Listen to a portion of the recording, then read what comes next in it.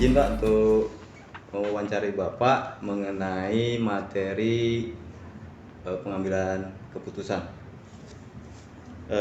Kami dari calon guru penggerak, saya Prasetya, kemudian rekan saya ini Pak Andri Gunata, ingin mewawancari Bapak mengenai beberapa pertanyaan ini.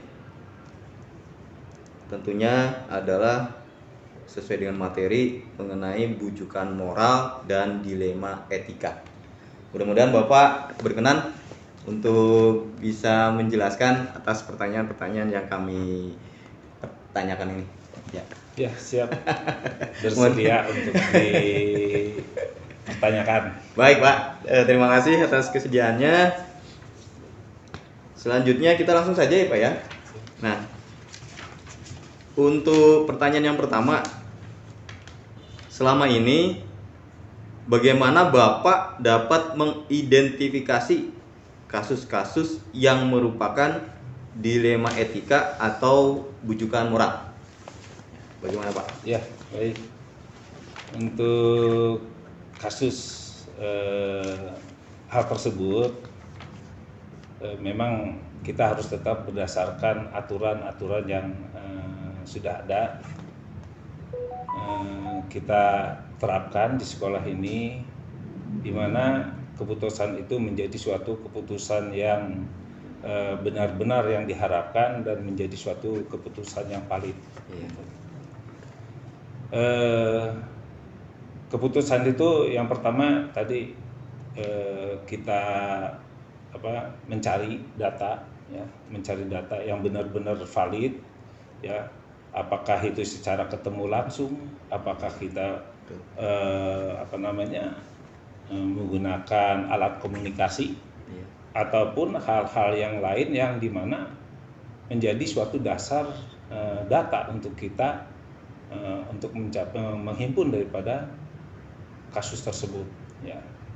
Artinya semua data-data kita kumpulkan semua, sekecil apapun itu menjadi suatu dasar kita menjadi menghimpun suatu data.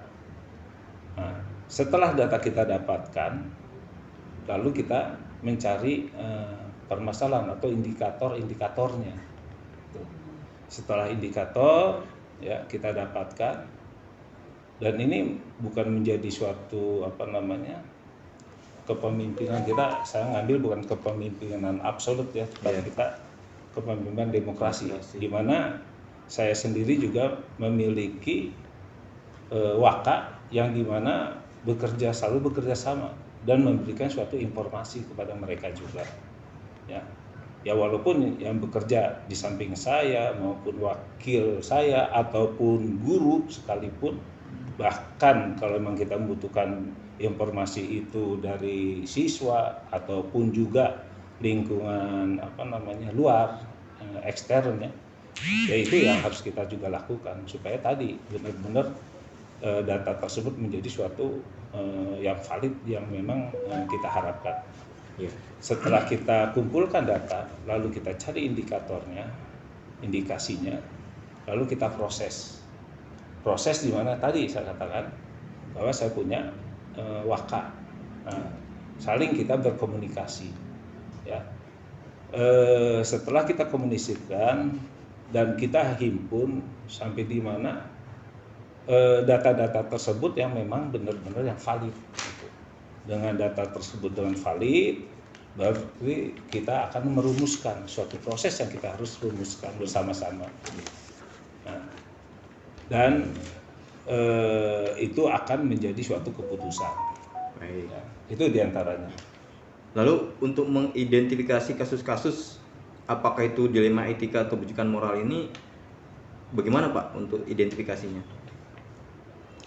Identifikasinya jelas, jadi tetap kita mengacu kepada aturan-aturan yang ada, ya.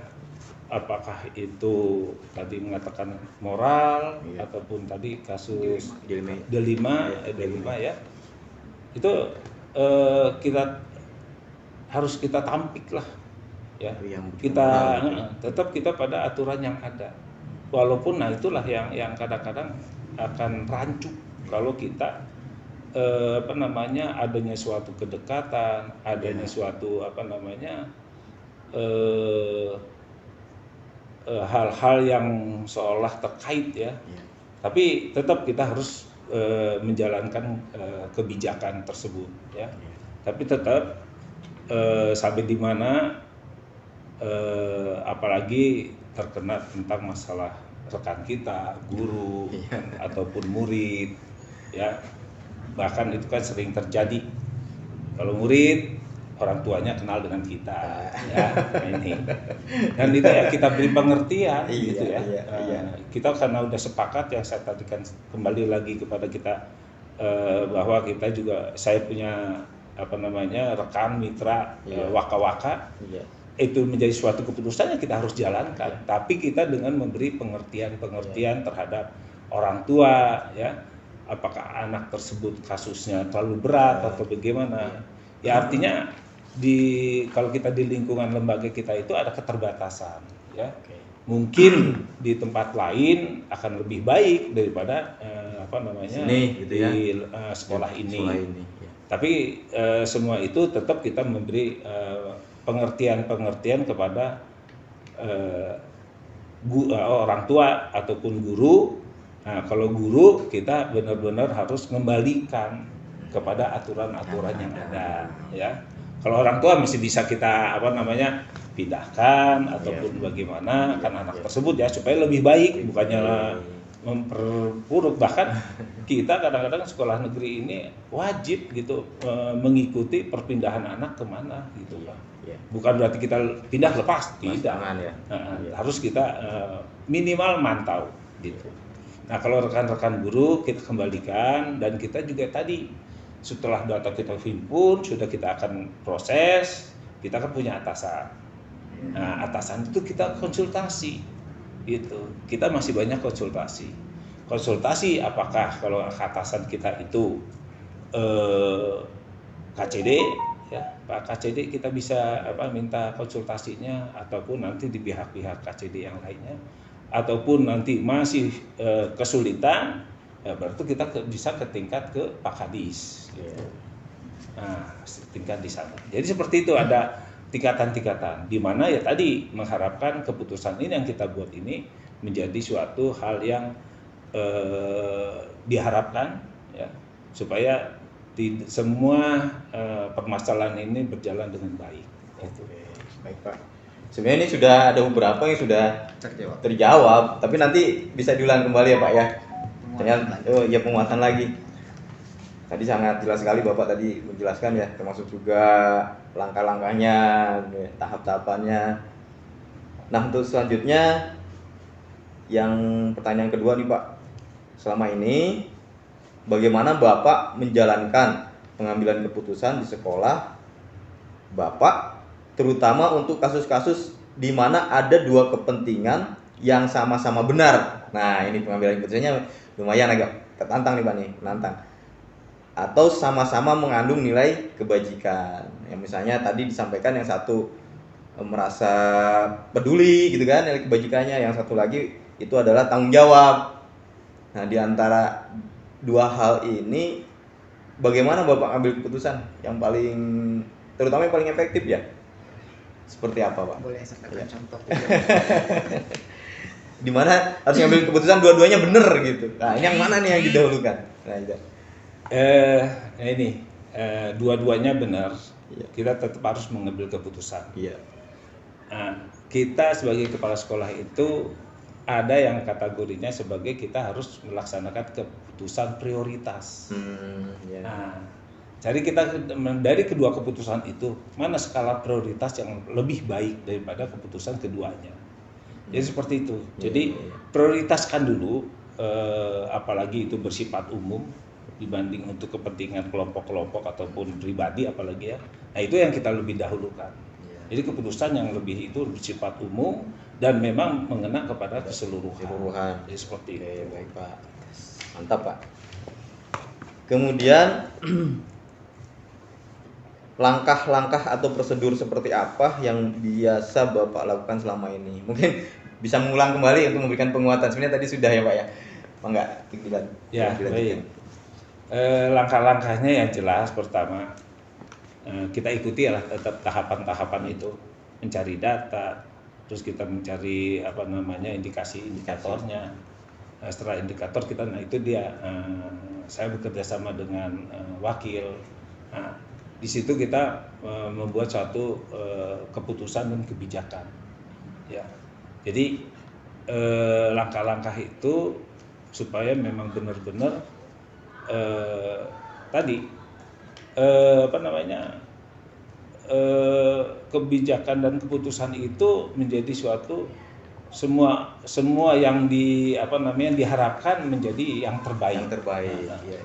kita buat konsultasi, Iya. ya kita panggil, kita ajak bicara. Iya. Mudah-mudahan dengan pembicaraan itu menjadi suatu perubahan. Betul. Nah, dengan perubahan itu kita bisa melaksanakan. Jadi Baik. seperti itu. Sangat luar biasa ya. Bagus Pak. Iya, mantap sekali. Kemudian hal-hal apa saja yang selama ini Bapak anggap efektif dalam pengambilan keputusan pada kasus-kasus dilema etika? Hal-hal yang efektif Pak di antara pemilihan permasalahan yang keduanya benar. Nah, bagaimana Pak? Gitunya. Tentang masalah tadi Yang dilema etika. Ya, Dilema etika itu etika, yang ya. benar dengan benar. ya Iya. Skalanya yang jelas tadi yang sudah saya sampaikan adalah skala prioritas yang dimana keputusan itu menjadi suatu hal yang umum. Iya. Kita mengutamakan umum dan itu untuk kepentingan keseluruhan. Oke. Jadi tidak terarah kepada pribadi ataupun cenderungnya ya. kelompok. Nah itu dia.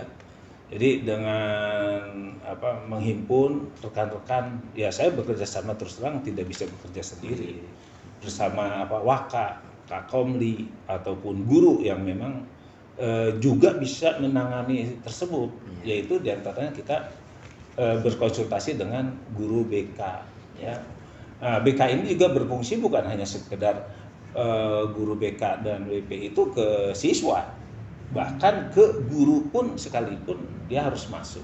Ya artinya setiap individu kan memiliki permasalahan. Nah itulah supaya pendekatan itu bisa ke tempat kita ngobrol ataupun yang lainnya. Saya rasa itu. Betul. Kalau menurut saya sih benar. Bagus Pak. Iya. Memang iya ya Pak ya.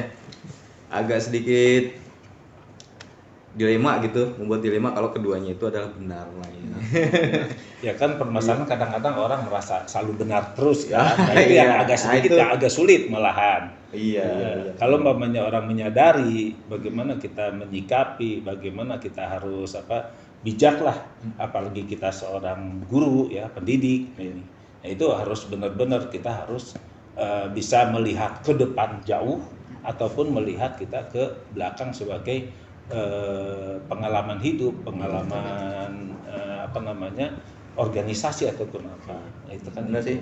Kalau memang ada sebuah permasalahan misalnya guru dengan umum. Nah, si guru itu menganggap bahwa permasalahan dia itu benar gitu. Nah, itu agak sedikit repot tuh. Walaupun mungkin kategori secara umum belum sesuai dengan apa yang menjadi kriteria yang dimaksud kan? Iya. Oke, Pak Andri ada yang disampaikan? Ya. Saya masih lanjut ada, ya Pak dengan ada sekitar 4 pertanyaan lagi. Tadi Bapak sampaikan pasti Bapak sudah mempunyai banyak pengalaman dalam menyelesaikan hal-hal yang berkaitan dengan dilema etika maupun wujukan moral tadi. Nah, dari pengalaman Bapak, saya yakin pasti Bapak juga mempunyai tantangan-tantangan dalam mengambil keputusan, baik itu dilema etika maupun wujukan moral. Nah, boleh sedikit sharing ke kami Pak mengenai tantangan apa yang pernah Bapak alami dan bagaimana cara Bapak mengambil keputusan dalam menyikapi tantangan tersebut. Ya baik. Dasarnya tetap pada prinsip aturan yang berlaku ya. Karena kalau kita sudah tidak ada aturan, ya otomatis lah akhirnya kita tidak akan selalu akan tadi terpancing untuk melanggar aturan ya. Jadi kita harus tetap pada aturan hal tersebut. Nah, itu menjadi suatu dasar kita ya. Nah, untuk hal tersebut memang hal yang luar biasa. Banyaklah kasus-kasus kategorikan mulai etika, mulai moral, ya itu yang sebenarnya kategori berat, ya, berat pada pribadi sebenarnya. Orang bisa melihat ringan, tapi belum tentu untuk orang bersangkutan ataupun juga termasuk kepala sekolah, kan gitu. Nah ini harus kita atasi. Bagaimana? Memang itu adalah langkah-langkahnya perlu kita ada pendekatan secara individu. Karena sekali langkah ya kita mendapat kesulitan untuk bisa mengatasi hal tersebut, gitu kan. Nah ini dia. Jadi ada kategorinya memang harus saya secara pribadi kepada orang tersebut, karena memang tidak boleh bersifat individualnya, bersifat rahasia. Ada juga yang memang saya perlu pendampingan ataupun perlu untuk berkomunikasi dengan rekan-rekan, yaitu Waka, Kakomli ataupun guru BP, bahkan mungkin orang yang terdekat oleh individu tersebut. Gitu. Jadi harus banyak komunikasi sebenarnya. Walaupun keputusan itu harusnya cepat, ya. Tapi karena kalau cepat juga salah ya itu menjadi akibat yang fatal. Iya, fatal betul. Berarti itu diantaranya. Itu ya pendekatannya itu, tantangan itu adalah pendekatannya. Ya. Nah, tadi Bapak juga menyampaikan bahwa mengambil keputusan itu kadang ingin mengambil keputusan secara cepat ya Pak ya. Kadang juga tidak harus buru-buru karena sifatnya mungkin ya memang harus butuh waktu yang lama untuk menyelesaikan. Ini ada kaitannya juga dengan pertanyaan selanjutnya Pak, yang nomor 6. Apakah pada saat Bapak dihadapkan dengan pengambilan keputusan tersebut, Bapak memiliki jadwal tertentu atau sebuah penyelesaian dalam dilema etika tersebut, atau Bapak langsung menyelesaikan di tempat, atau mempunyai jadwal tertentu, bentuk atau prosedur seperti apa biasanya yang Bapak jalankan? Jadwal kemungkinan tidak terlalu digunakan ya, tapi kita skala prioritas. Kalau emang itu kegiatan kasus tersebut harus cepat dilaksanakan segera ya. Jadi kita fokus dan kalau memang butuhkan waktu yang cepat ya segera kita putuskan. Kalau memang itu bersifat yang agak sedikit repot, itu kan bersifat pribadi ya. Kalau keputusan secara kebijakan untuk keseluruhan, keputusan ataupun kebijakan sekolah ya kita harus cepat kan gitu. Karena hari demi hari ini tidak bisa kita berhenti kan gitu kan. Ini adalah pendidikan. Tapi kalau bersifat kebijakan yang bersifat individu, nah ini perlu pendekatan. Ada pendekatan, ada pembinaan, ya kan. Dan pembinaan itu bisa kita konsultasikan, gitu. Nah, pembinaan itu bermacam-macam, gitu kan. Ada yang pembinaan secara individu antara kepala sekolah dengan individu tersebut. Ada juga kita berkonsultasi ataupun tadi saya katakan pendampingan untuk kita berkomunikasi hal tersebut, gitu. Baik Pak, berarti intinya memang harus disesuaikan dengan bentuk permasalahannya seperti apa ya Pak ya. Memang ada masalah itu yang harus diambil keputusan secara cepat, saat itu juga, di tempat itu juga. Tapi memang ada beberapa permasalahan yang memang harus hati-hati dalam mengambil kebijakan, seperti itu ya Pak. Selanjutnya Pak, adakah seseorang atau faktor-faktor yang selama ini mempermudah atau membantu Bapak dalam mengambil keputusan dalam kasus-kasus dilema etika? Ya sangat banyak. Saya malah berterima kasih kepada teman-teman yang di lingkungan sekolah, terutama kepada Waka. Ya, itu yang paling saya percaya. Saya harus percaya penuh terhadap Waka gitu kan. Tidak setengah-setengah gitu kan. Karena itu adalah mitra saya, di mana walaupun hanya 4 orang, tapi dan itu yang harus saya percaya penuh gitu. Itu diantaranya. Dan itu kan kita bisa berkomunikasi. Itu pendapat antara saya dengan Waka kadang-kadang juga berbeda. Tapi kan kita mencari titik temu permasalahan dan kita mencari pertimbangan yang lebih baik. Termasuk saya juga Kakomli. Nah itu lebih melebar lagi Kakomli dan bisa menjadi suatu fokus dari Waka Kakomli. Permasalahannya ada di program mana kan gitu, setelah program mana kan itu diantaranya. Baik. Berarti pertanyaannya bukan ada seseorang ya, itu lebih dari satu orang yang memang sangat dilibatkan untuk pengambilan keputusan Pak. Selanjutnya ini yang terakhir Pak, dari semua hal yang tadi telah Bapak sampaikan, baik pertanyaan yang pertama sampai pertanyaan yang nomor 7 tadi, pembelajaran apa yang dapat Bapak petik dari pengalaman Bapak dalam mengambil keputusan yang berkaitan dengan dilema etika tersebut? Menjadi suatu saya kategorikan malah sejarah dan menjadi suatu kalau kita bisa memecahkan suatu masalah, kebahagiaan kita, apalagi menjadi suatu nilai ibadah. Nah, itu yang menjadi suatu kebanggaan saya untuk bisa menyelesaikan permasalahan-permasalahan gitu. Apalagi permasalahan itu menjadi suatu menjadi apa? Ya tadi nilai ibadah dan menjadi kebahagiaan semua kan gitu. Itu yang saya camkan benar-benar untuk diri saya. Gitu. Jadi ya harapannya setiap permasalahan kita bisa selesaikan. Tidak ada permasalahan itu yang tidak bisa selesaikan.